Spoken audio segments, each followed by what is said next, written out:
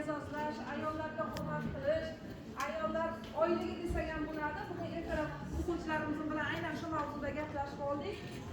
O'quvchilarimizni kayfiyatini ko'tarish uchun, o'quvchilarimizni yanada o'sha bilimga chanqoq bo'lishligi uchun, o'quvchilarimizni, ustozlarimizni xursand qilish uchun Samarqand shahridagi ixtisoslashtirilgan san'at maktabining 10-sinf o'quvchilari, ya'ni an'anaviy cholg'u bo'limi o'quvchilari, ustozlari tashrif buyurishgan.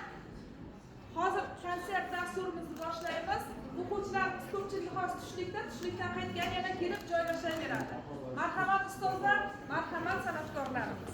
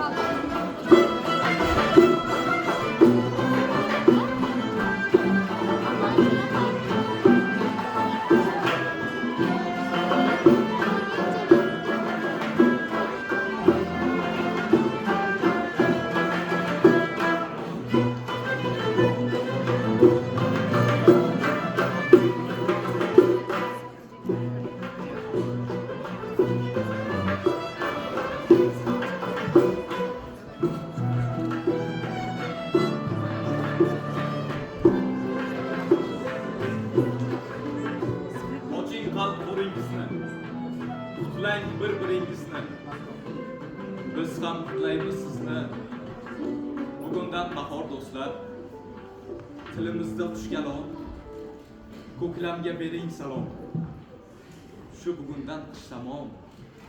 Bugundan bahor do'stlar. Assalomu alaykum hurmatli ustozlar, muhtarama xonimlar hamda aziz janoblar. Kelajagimizning bunyodkorlari, aziz o'quvchilar. Bilsangiz, san'at bu xalq tarbiyasi, did va tafakkur maktabidir.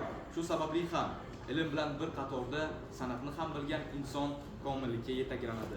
Shu sababli Samarqand ixtisoslashtirilgan san'at maktabi an'anaviy cholg'ular bo'limi 1-kurs talabalar ansambli konsertiga xush kelibsiz. Guldiroz qarsaklaringiz.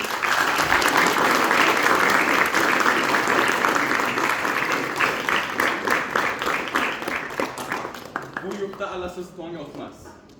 Sof oltin meroslar zanglamas. Chin san'at til millat tanlamas. Sohiblar gardini o'rganlar.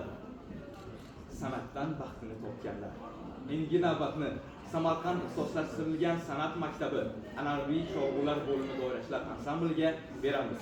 Ansambl rahbari Azamat Suvonov. Marhamat.